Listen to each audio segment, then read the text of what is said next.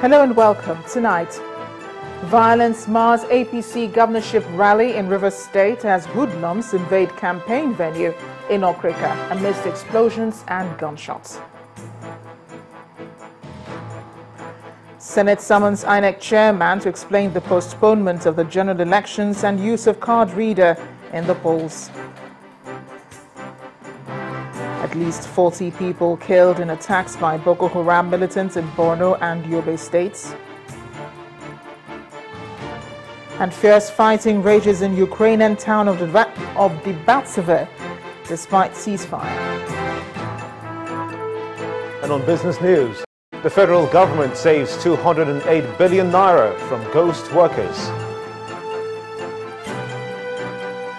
While on sports news, Samson Siasia excludes star strikers Abdullahi Jero and Aminu Umar from the Dream Team squad ahead of this weekend's All-Africa Games qualifier against Gabon.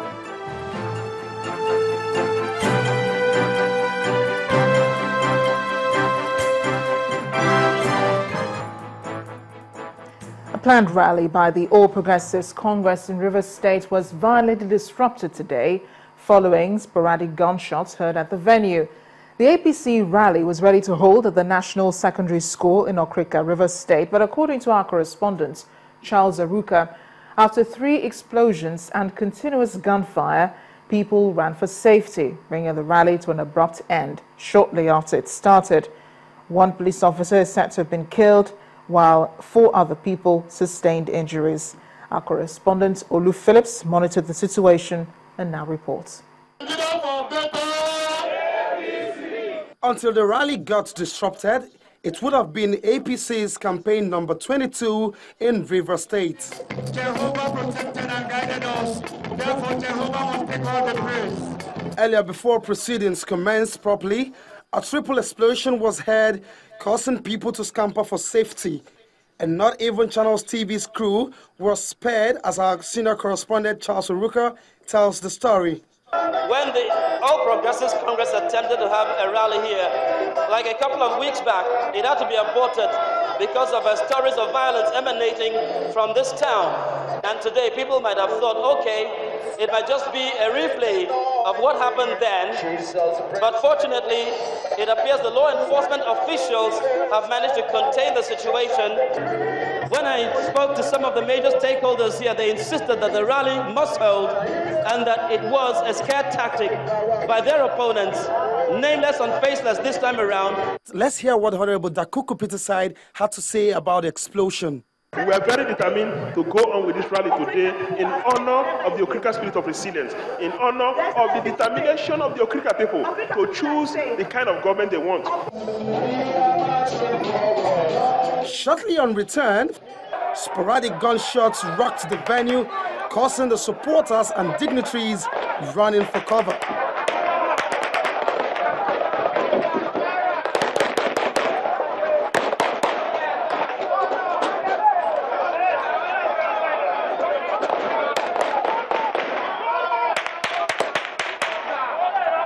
The governorship candidate and his entourage have been whisked away to safety. We can't tell exactly the direction from which the gunfire is coming, but it appears to be from all around this venue, from all around the premises. We have security agents on the alert with their weapons drawn, waiting to see if the people firing the weapons in the background would appear. But of course, that's the situation here. Sadly, as part of the fallout of this incident, a crew member of Channels TV has been stabbed. It's not clear if the party officials and candidates will return to resume the canvassing for votes, but as it stands, the campaign has been disrupted. Olu Phillips, Channels Television News. And as the various political parties retool ahead of the general elections, the All Progressives Congress has insisted on the use of card readers for the polls. The opposition party made its position known at a meeting in Abuja, where APC national leader Bola Tinubu warned against further shift in the election dates, saying the party will resist such a move. Prominent members of the party, including the APC presidential candidate, General Muhammadu Buhari, were present at the meeting. This meeting of leaders of the All Progressives Congress is the first of its kind since campaigns began for the 2015 general elections. The national chairman of the party criticized the military for their alleged role in the postponement of the elections. The military truly has no role, absolutely no role in the political process. So if you put it decently, we call it blackmail. But if you want to really call it by its proper name, which was more or less the first stage of a creeping coup by the security services. One after the other, the governors of Kano, Borno and Edo states spoke on the need for change. Let me also say that we should continue, or we should ensure that we maintain the momentum. It's not all about General Buhari or Professor Simbajo. It's for all of us to get involved and bring the desired change in the country. This is not just another election in which men and women who are convinced Democrats can effect change with the power of the ballot. The national leader of the party has tough words for the ruling party as he insists on the use of card readers for the general elections. They will find out other excuses to want to postpone it again, but we are going to resist it. We want democracy and not a crazy government. That we are not going to tolerate another postponement under any guise. The meeting came to a climax with the presidential candidate of the party addressing chieftains of the party. Our eyes must be on the objective to build a great society that works for all of us.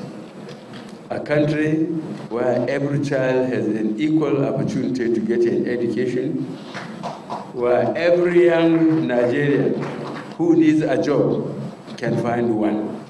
A country which gives value to human life, where the welfare and security of all is a national priority and corruption is defeated. The Director General of the party's Presidential Campaign Council and the Governor of Rivers State, Mr. Rotimi Amechi, assured chieftains of the party that the APC will coast to victory come March 28.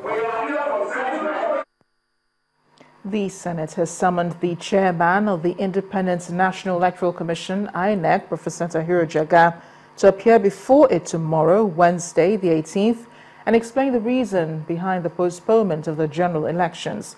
Professor Jega is expected to demonstrate to the lawmakers how the Commission intends to use the card readers during the elections. Our correspondent, Linda Kigbe, has the details.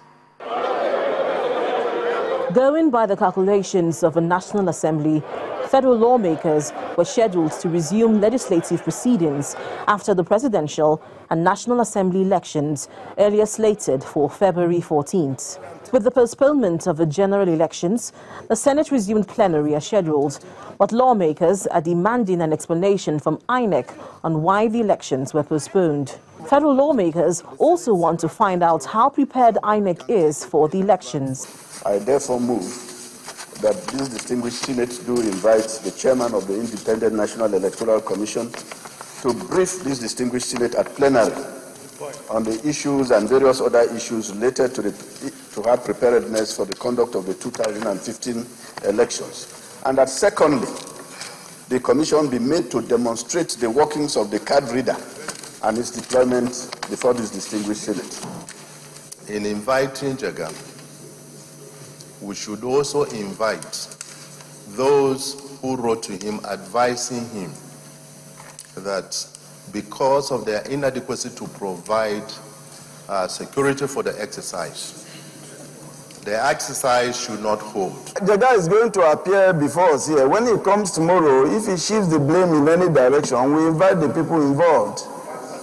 I think that's in my candid opinion, is the proper procedure to follow.